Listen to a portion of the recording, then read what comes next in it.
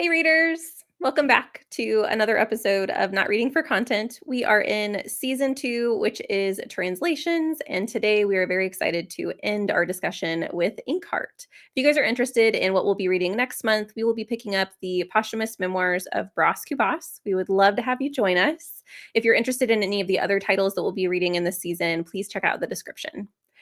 Before we get into our discussion of Inkheart, which we are dying to discuss the end of this story, we do have our bookish bite. And we have yet to discuss translations. And this is the season of translation. So we must talk about our view on this book in particular. I would like your view, Leandra, on whether or not you would have been surprised to hear that this was a translation, or if it felt like it was completely immersive for you. Did you see little bits and pieces that definitely we know that this was coming from another culture, or did it surprise you? Yeah, honestly, it's a good question. And I wouldn't have really thought about it if we didn't initially get so many people reacting to the fact that Inkheart was our first month of translations, because this is obviously a well-loved title, a well-loved series by quite a few people who maybe grew up with it. And so many of them were shocked to hear that this was even translated from German, which was really fun because I think it speaks to the fact that we do expect to recognize a translation when we see it, especially when we get into the narrative itself. I would say that for this title in particular, I recognized that it was set in Europe. So that was something that felt very evident to me.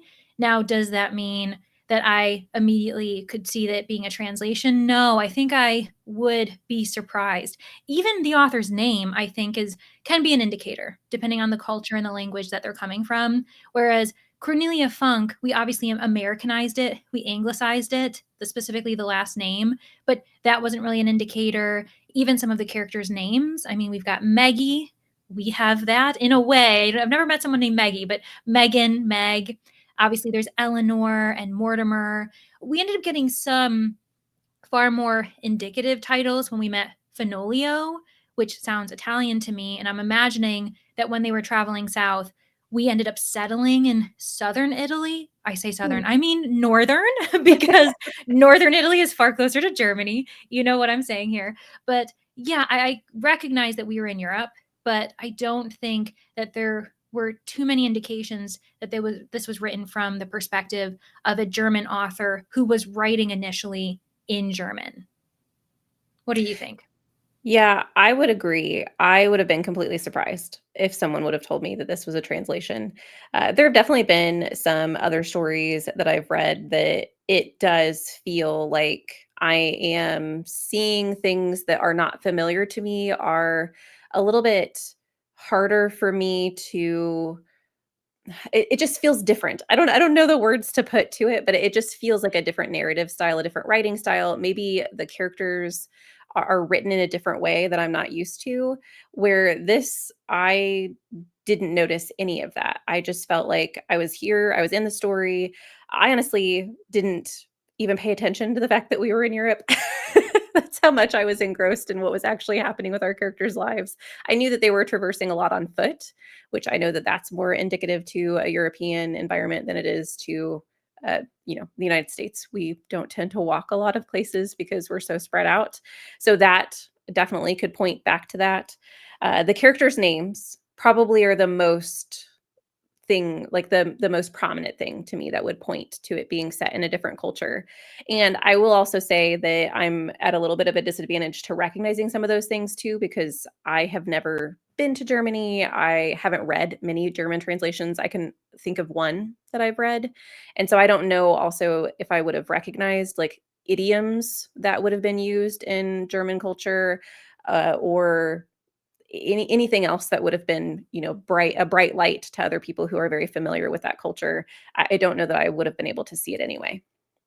Honestly, you bring up a good point too, as far as we have no idea how much creative license the original translator took. When it comes That's to true. idioms translating, I would assume, especially in the early 2000s when this was being translated, they may be replacing German idioms with American or English idioms, depending on which version we're talking about.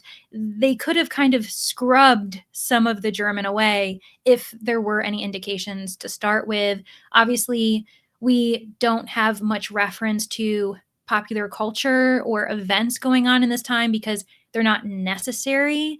We also are dealing with characters who are quite nomadic or they're shut-ins. Like Eleanor's a shut-in, Maggie and Mo are just kind of roaming about. And then every other character is a fictional character who's been forced into the real world. I don't think that the author really provided us with much opportunity to kind of figure out where we are in time and place, which is maybe something for us to keep in mind as we move forward in the season and try other books that have different scenarios in mind. But you know what?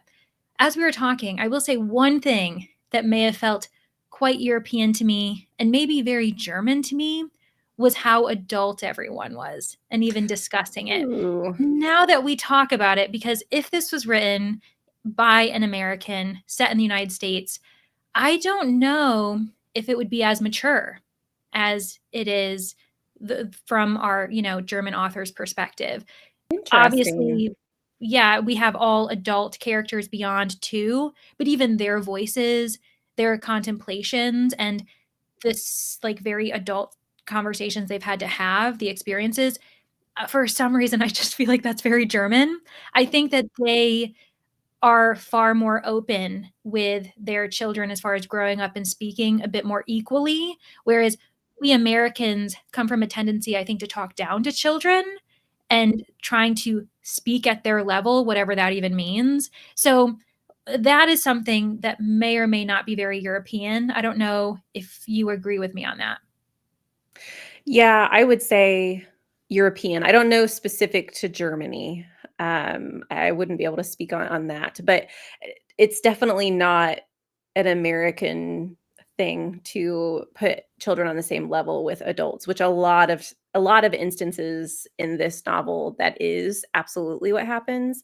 Not to say that the adults in this novel don't protect the child or still treat them as though they are a child and they shouldn't have to do certain things as children. But I do think that the conversations that were had with Maggie, or even the thought processes that the author allows for Maggie to have, were very adult and structured in such a way that didn't seem uber childlike in, my American brain.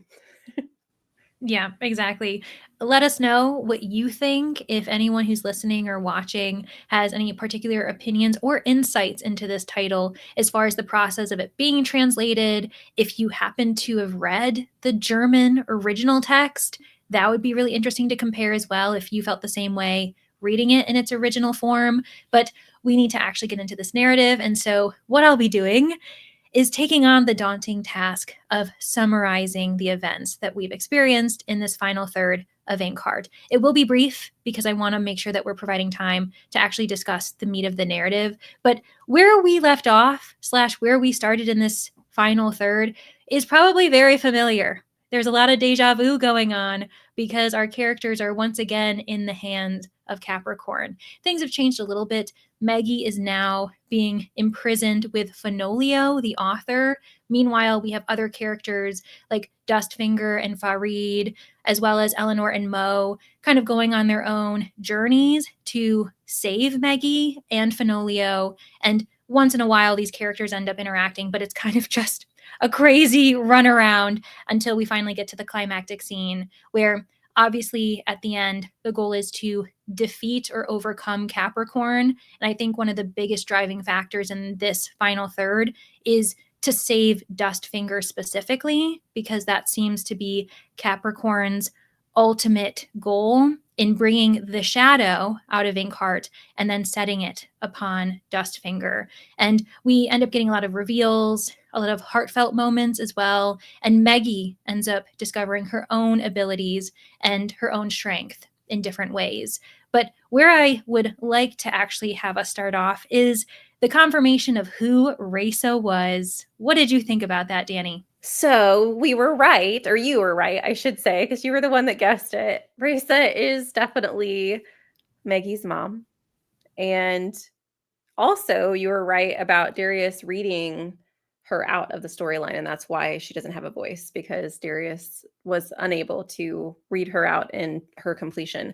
We also had the change of her hair, which I thought was interesting. The fact that it had gotten darker with her being around Capricorn instead of kind of this golden, I can't remember how they described it. It was like straw or something, but I really liked that revelation. I also really enjoyed the interactions between Dustfinger and Raisa, but also when Maggie comes in to see her mother, when Dustfinger and, which I know we're kind of jumping ahead in the narrative, but when Dustfinger and Raisa are behind bars and Maggie convinces the magpie to allow her to go and say her goodbyes and her sorries or whatever, and she gets past just a lovely note from her mother, which wasn't like it. The scene that happened afterward I thought was kind of funny because, and really heartfelt, but because it really didn't matter. Like the note that her mother handed her was just to tell her that she is better than her mother could have ever imagined her being. It was this very sweet moment between mom and child of them both acknowledging who they were. Maggie being 3 years old when her mother was taken from her, it very well could have been that she didn't remember her mom. And her mom being away for 9 years, and children grow so much in that time. It would have been possible that she didn't recognize her own child. And so I thought that was a very sweet moment. But afterwards, we have Basta, of course, being really mad that this note has been given in his presence and he wants it back. And which really made me mad for Boss or at Basta.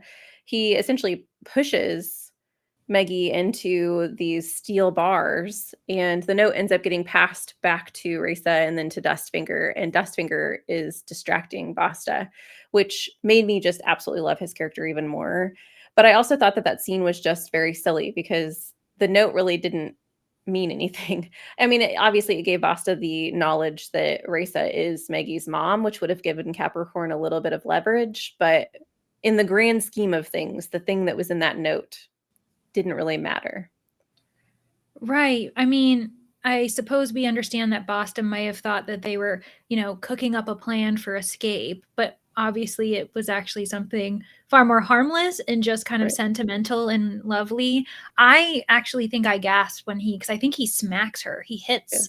Maggie quite hard, where there's a description of her almost like biting her tongue or feeling the pain of some way. And I was like, oh my, this is a child. I know. So yeah, that was quite intense. But that scene, I suppose it actually might have happened a few scenes earlier where we end up being in Dustfinger's perspective and he's contemplating where he's come and how he's known for quite some time that Risa is Maggie's mother, Yeah. and how he almost has to grapple with his own inner demons, or the fact that he isn't all good, or he's at least working his way to become a better person, because the fact that he has known that Risa is Mo's wife for so long, never telling Mo this. And then there was a moment where he thought, well, if Mo took my story, like took my life from me, in essence, I could possibly take his wife. And I was like, are we dealing with a cuckold situation? Like, oh my gosh. And while he does end up telling the truth to Risa, while wondering why he's doing it, he thinks, why am I even telling her the truth? I could be lying to her. She would never know.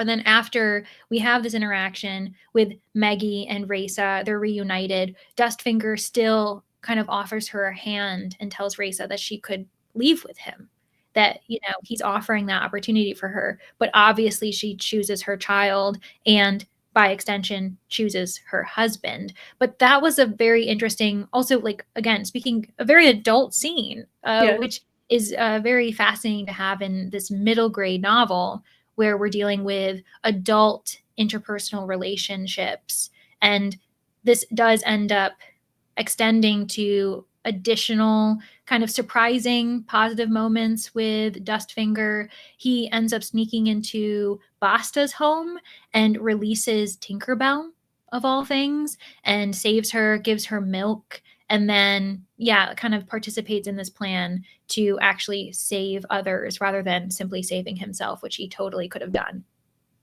Yeah. I really love that scene when he went in to save Tinkerbell and him describing the fairies, 'cause it's one of the things that he's missed is all of the creatures, the trolls and the fairies that were in his original book.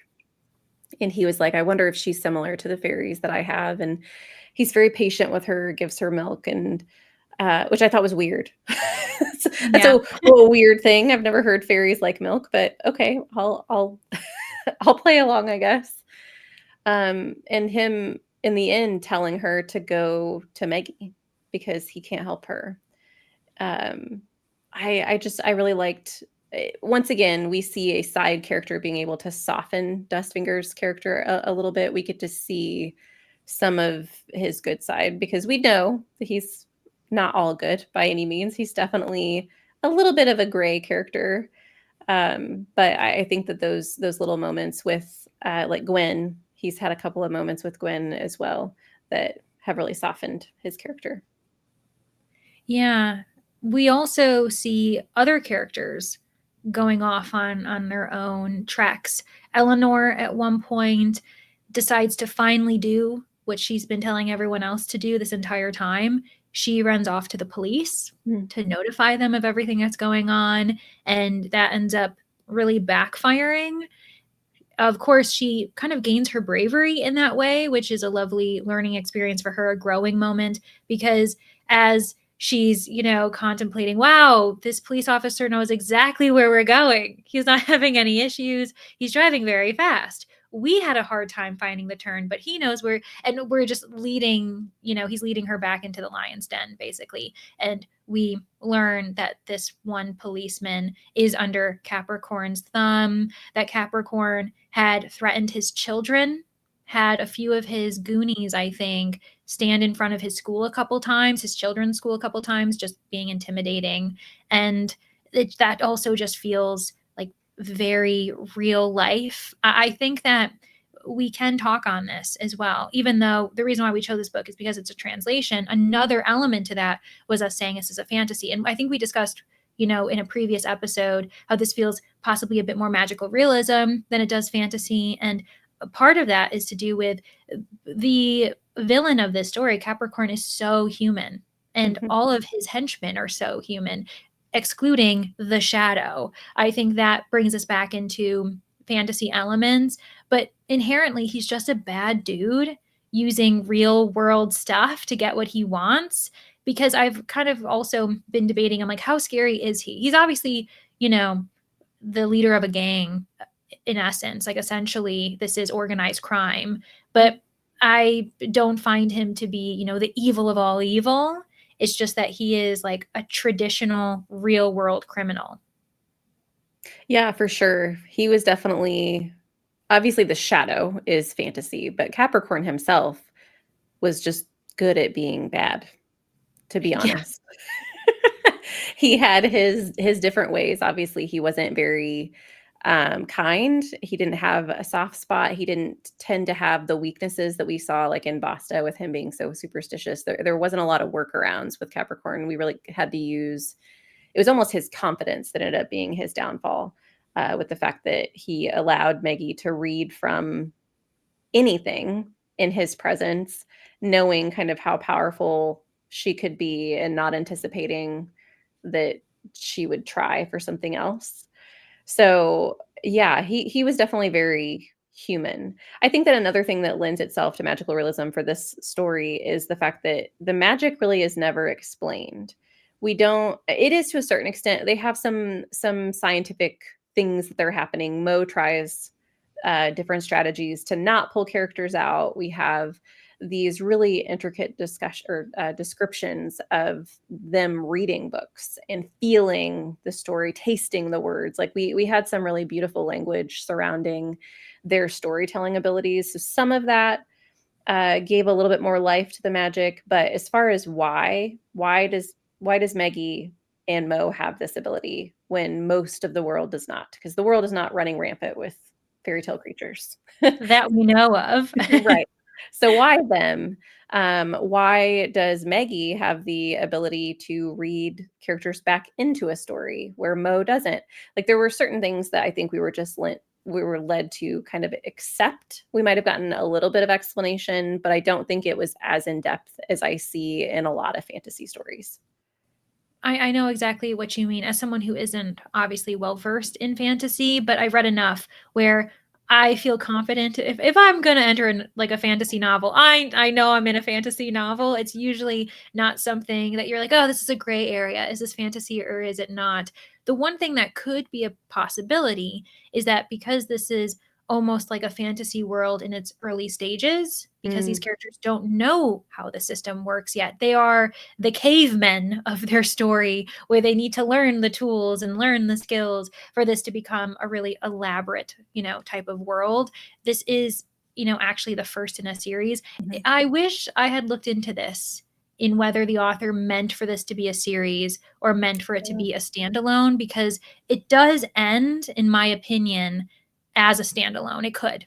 You could Yeah. read this book, be done. We know that there are future books. I don't know Mhm. how many there are, but with every passing title, I'm imagining it grows a bit more developed. Maggie learns more about her abilities. And, perhaps there is one time where she is, sucked into a fictional world. Who knows? There could be, more stories to tell. And with every passing story, we learn more with the characters because Yeah. they're in their infancy of understanding their abilities, just as we are in following their stories. So even if this one title isn't as heavily fantastical as it could be, even though there are a lot of discussions about fantastical creatures and obviously magic is involved in some way, it could be still a fantasy series by the Yeah. end because with every single book maybe more is added, but you and I wouldn't know because we we haven't read the others, so this is just us kind of hypothesizing. Yeah. And for sure, I think that at the end of this book, it leaned heavily on fantasy because we have, Mm.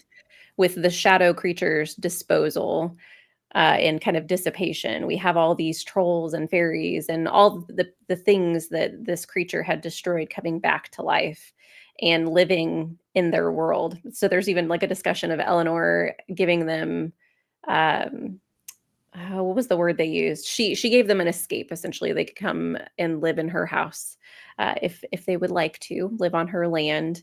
And they had buses that were, which I just thought was hilarious, that they rented out 2 buses to end up via or driving all of these creatures onto her property to give them a place to stay. So that definitely was more like, okay, we're starting to see this fantasy world develop. So I could 100% see this series going deeper into that. But yeah, I don't know because we haven't read further yet.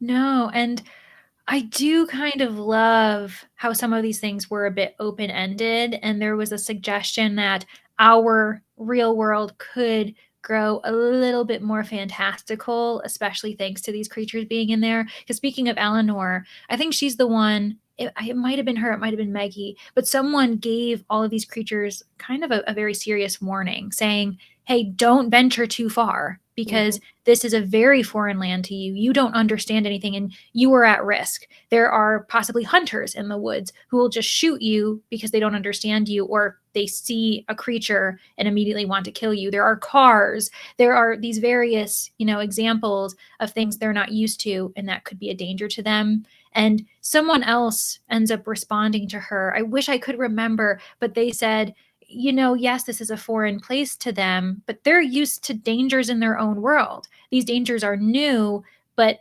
they're not naive to danger, and this is the way they're going to learn. And there were brief, descriptions of these creatures kind of, going off. The glass men were, going into the fields, climbing up into the treetops. And I think the trolls were making their way down to the nearby creek and just kind of expanding their own worldview. And I just loved imagining them kind of expanding their perimeter slowly but surely. And then the idea of like folklore coming from them, sightings, and all of this stuff, just like a little bit of magic being left in the world. It's very fun. Yeah, and especially because the village that they all kind of surrounded, because the ones who didn't go with Eleanor ended up staying in Capricorn's village, it already had a little bit of lore surrounding it because of the bad things that had happened, and so with that, you're just gonna have all these magical creatures that are also lurking about. I did think that was very fun. Yeah. And then we can also speak to the important role that Fenolio had Mm. in this story. What I think is, again, making this a bit unique from my perspective when it comes to middle grade books is that Maggie isn't the one with all of the answers. She does have an ability, she plays a really significant role. But really, I think the hero of the story, in a way, is Fenolio because he comes up with the whole formula on how to basically defeat Capricorn, place creatures back into a story that works for them, if anything else. And we see Fenolio do this with, I think it was like a small paper soldier. I'm not familiar with the original tale, The so I Tin can't. Man, I think, or the Okay. Tin Soldier, I think, the Tin Soldier. Okay, the Tin Soldier, and he was brought into this world accidentally. Unfortunately, he was the guinea pig to discover that, Maggie can actually do this ability, and now she's distraught, realizing what she's done. He's terrified, and actually, he wasn't the first one, was he? It was Tinkerbell that she did this to, and then another casualty. Oh my God, girl, stop reading! What are you doing?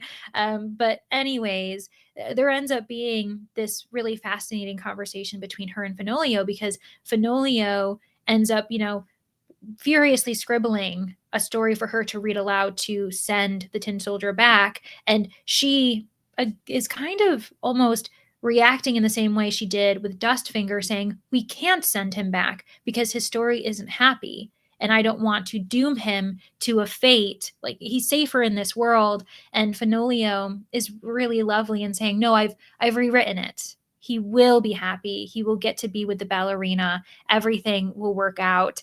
So that's quite fun as well, this idea of being able to change the narrative, change the story structure, rewrite the ending, which we also see in a different way nowadays with many reimaginings. Not that that's what this is, but arguably that's kind of what Fenolio has done, where he's taken an original plot, an original loved story, and tweaked it to provide a different perspective in some way. And in this case, providing a happily ever after to a character that wasn't originally given it. Yeah, and I honestly think that that speaks to him learning from Meggie. So when we first met Fenolio, I was not the biggest fan. He seemed a bit arrogant, and I don't know, I didn't really get a good vibe from him. And the more he was with Meggie by himself, like he was Maggie's only adult that cared for her in this really horrible circumstance where she's being forced to do something that she doesn't want to do. And he's a constant positive reinforcement for her, telling her how powerful she is and the fact that she can do this and it will all be okay. And I honestly think that their original conversation about Dustfinger and how she was so distraught that Dustfinger dies, and that conversation she has with Fenolio changed him in a way. And you can see that in his writing because he writes the Tin Soldier a better story. And then he also spends a ton of time rewriting this story for the Shadow. And what I thought was so amazing about it was Meggie, they'd almost switched places in that instance because Meggie, I think she said she wanted to see Basta die or Basta die. I can't remember exactly if it was that character, if it was Capricorn. I'm pretty sure it was Basta she wanted to see dead. And she says something along the lines of just kill them all. Oh no, it was all of the henchmen. That's what it was. Yeah. Mhm. Because Benolio was like, "Oh, I have to figure out what to do with all of Capricorn's henchmen." And she's like, "Just kill them all." And he's like, "Well, aren't you a sad little person? Like, let's, think of something better for these people." And he kind of gives her the perspective of some of them are very young and they might have been forced into doing what they're doing just like you are. And I loved that conversation and the fact that he was the one to have it while creating this really intense and yet satisfying story that cost him his life in their world because he ends up getting sucked into the book. But it's not necessarily a bad ending for him because he goes with a smile on his face and like amazement in his eyes or something, I think was how it was described, and he gets to go live in his own book. And I think it's Raisa who tells her daughter that we shouldn't worry about him too much. He is in this wonderful story that is sad and dark, but also beautiful and happy. And there's just a lot more to experience in that world. So he will, in a way, be enjoying himself. It's not all going to be dark. I will say that I don't know how his family is going to feel.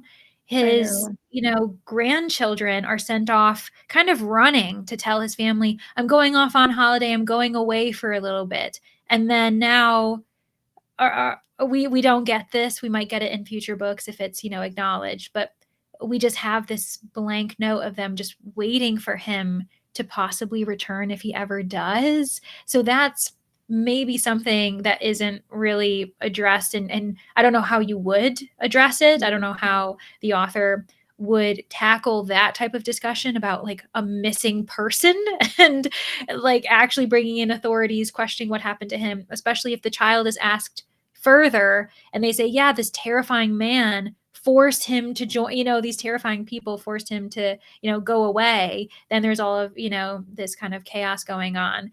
But I do see there being some poeticism surrounding him being sucked into his own work, his own story in a way that he created.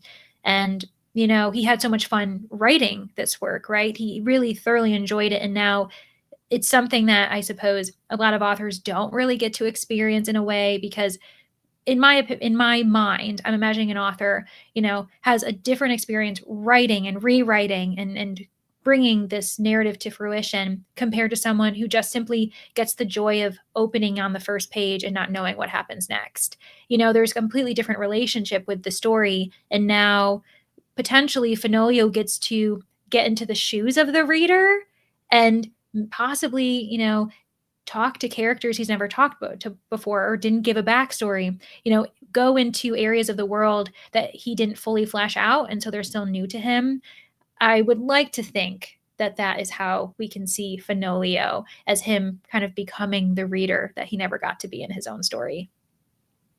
Yeah, I hope so. I hope he got a good end. I really liked his character development throughout the entire story.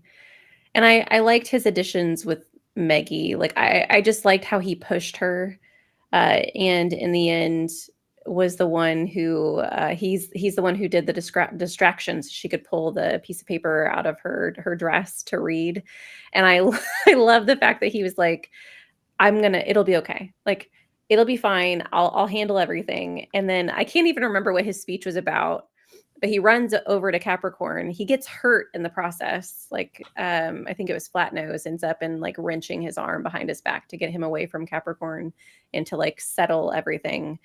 And there was a mention of the fact that he had a smile on his face as he was doing this because he knew that he'd given her enough time to put the page in the Mhm. book and get to the reading. So, yeah, what a fun character. Yeah. And like you said, a character that did end up growing. I think every single character in this book who was supposed to grow did, which Yeah. is really lovely to see, especially because this is a pretty large cast of characters. I Mhm. mean, we're dealing with Maggie, Mo, Raisa, then we've got Dustfinger, Farid, then we have Fenoglio, Eleanor, there's Darius, and then Basta, and Capricorn. Like, actually, this does feature quite a few characters that I feel are decently fleshed out. Mhm. My question for you is, how do you feel about Dustfinger and Farid's end? How do you feel about their, closing scene when it came to the end of this book? I really liked it. I enjoyed the fact that Farid wouldn't take no for an answer because Dustfinger was 100% going to walk off on his own.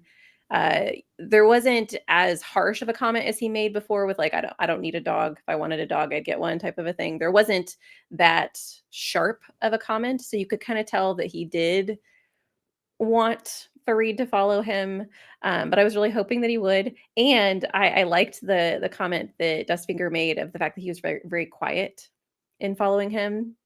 So he wasn't going to stay. And then when he turned around, he's like, okay, well, whatever. I guess we're here.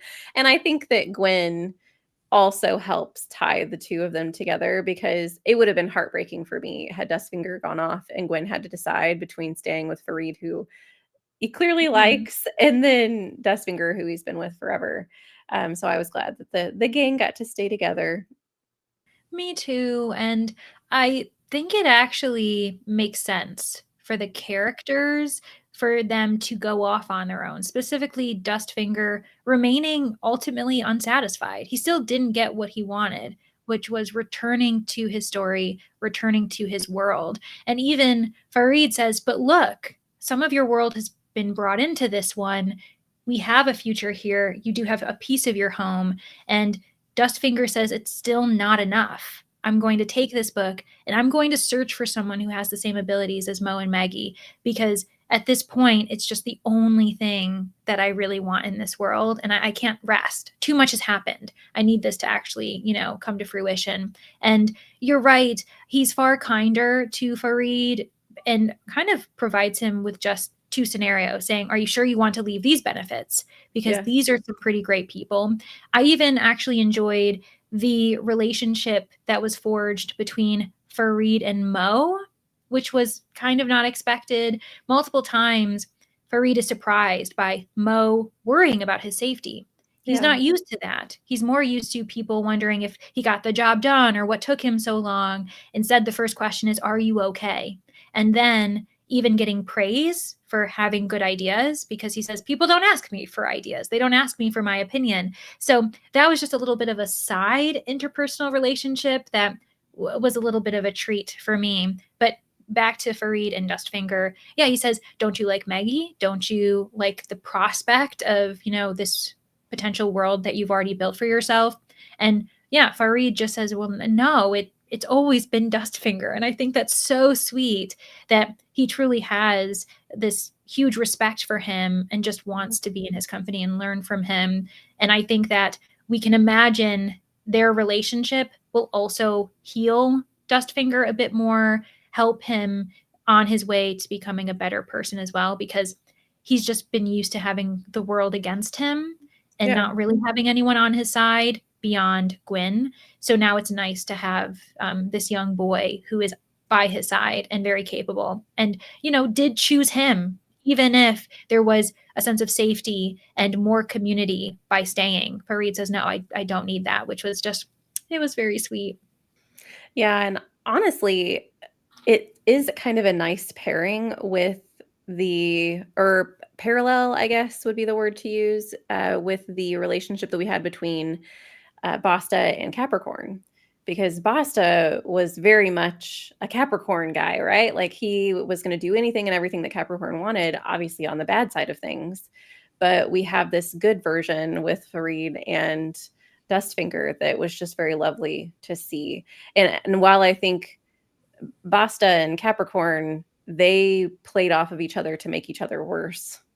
I do think that Farid and Dustfinger will play off each other to make each other better. We know that for Farid because of the fact that he has such a positive outlook on the things that he's done throughout the book, but also with him telling Dustfinger that you have some hope here. You have some of your world in this world now. I also think that Dustfinger has some positive impacts on Farid because of like how hard Farid has worked to impress Dustfinger, but also how he has kind of become reliant on Dustfinger as someone who I just feel like when we first met Farid, he was very much on his own. He wanted to be a loner. He didn't want to rely on anybody else, probably because of the things that you had mentioned with never being asked his opinion, never being asked for help or being respected as a member of a group.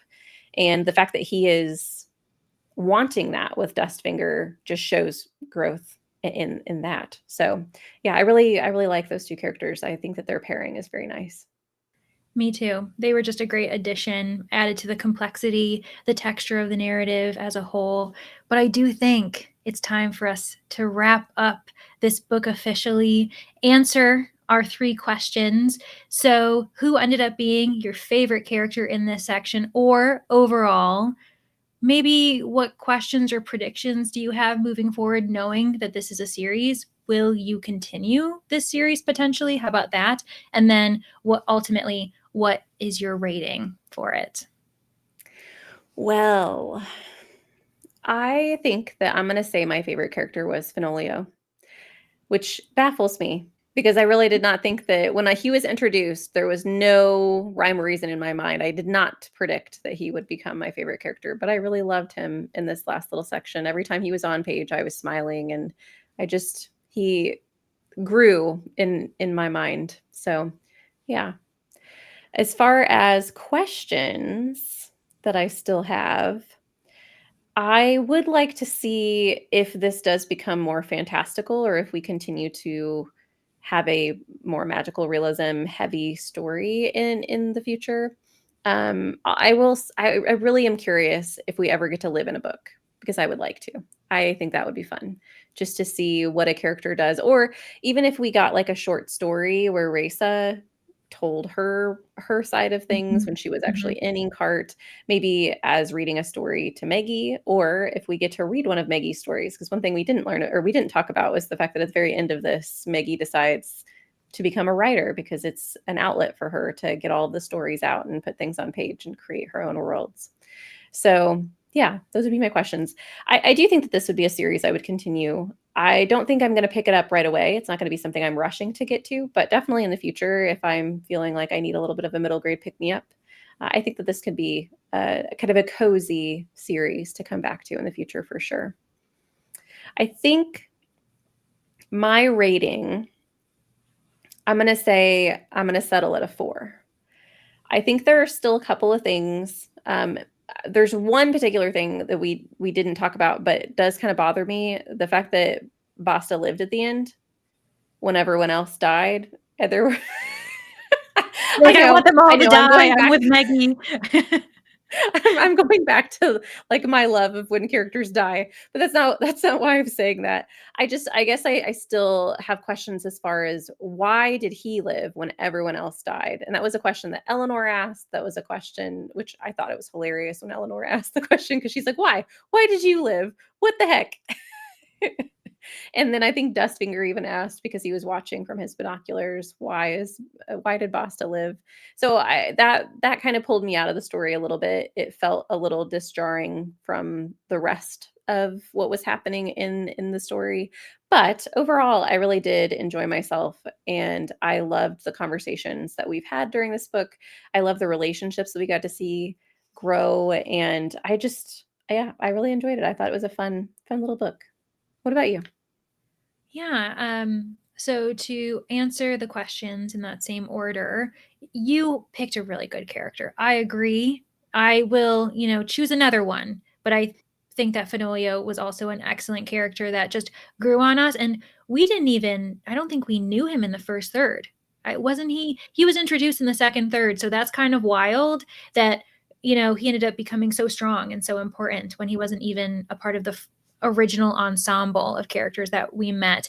I will add to, great characters with really fascinating growth and simply choose Dustfinger. I just think that the amount of time he was on page demonstrated how influential he was, and being in his head was really fascinating as we understood his own struggles and where he came from. And yeah, I really loved his relationship with Farid. I loved that Gwyn softened him as well.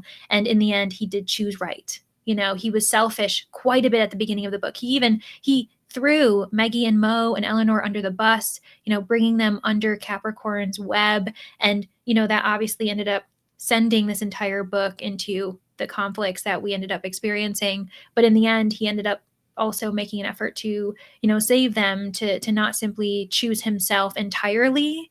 And I appreciate that, even though he remains quite complex. So I'm going to add to your list and throw in Dustfinger. And then as far as questions and predictions, I think there must be a book or a section in which Maggie ends up being sucked into a story, or someone does, and we end up kind of having, I feel like that has to be the natural progression of it. I could also see, I don't know if it's just like the mystery reader in me, where they kind of realize that someone else has this ability maybe, and now they have to figure out who that is, who they pulled out of these books. I could just see there being mishap, because there is that question of, why is Mo and Maggie the only ones? But we also know Darius can, he's just not skilled at it. So what does that mean? There must be at least some people in the world who can do this. And how would they end up interacting with them, especially if it's potentially the wrong person who has this ability and maybe uses it for bad? I don't know. I could see that being a potential, or simply like, are we going to see Dustfinger again? Are we going to see Farid again? Or is the author going to allow them to go off on their own story? Because I would also respect that. I would understand if we didn't meet them again, but because they're so iconic, I imagine we would. We would have to see. And I would be willing to also continue the series just to get those answers because the characters grew on me.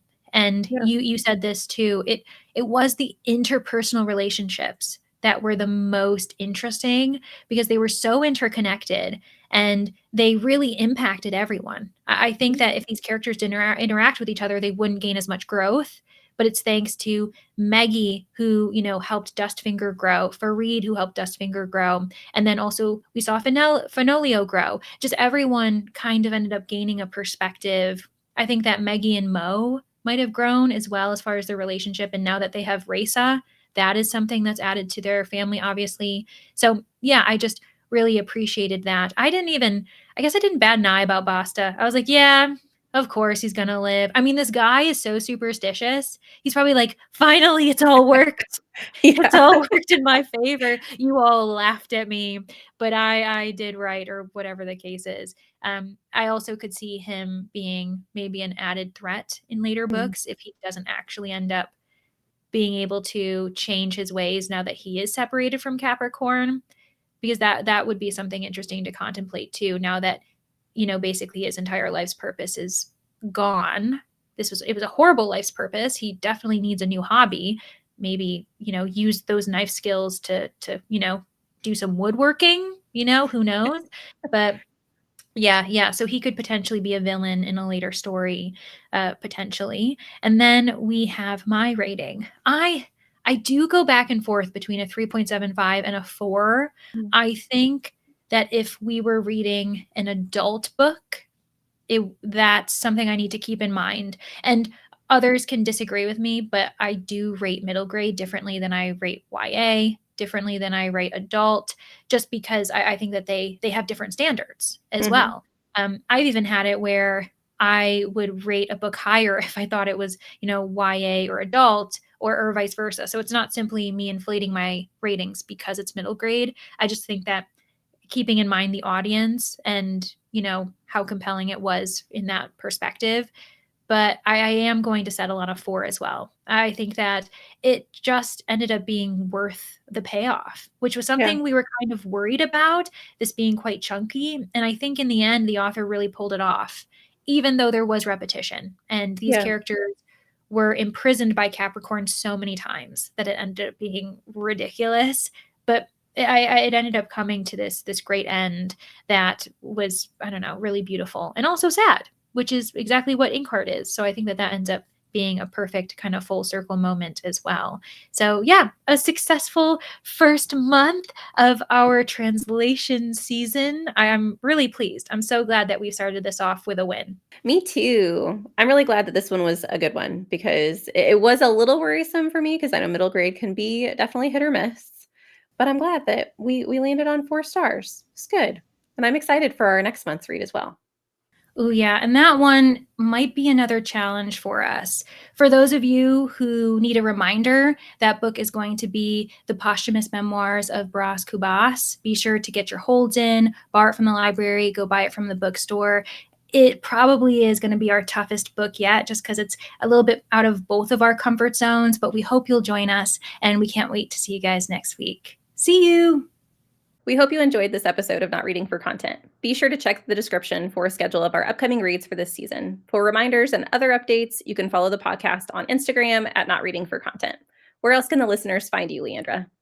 I have a booktube and an Instagram. My booktube is at Leandra the TBR0, and my Instagram is at Leandra _ the TBR0. How about you, Danny? I have the same platforms. Both can be found at danny.dabbles. Thanks again for listening. Don't forget to tune in next Friday for our next episode.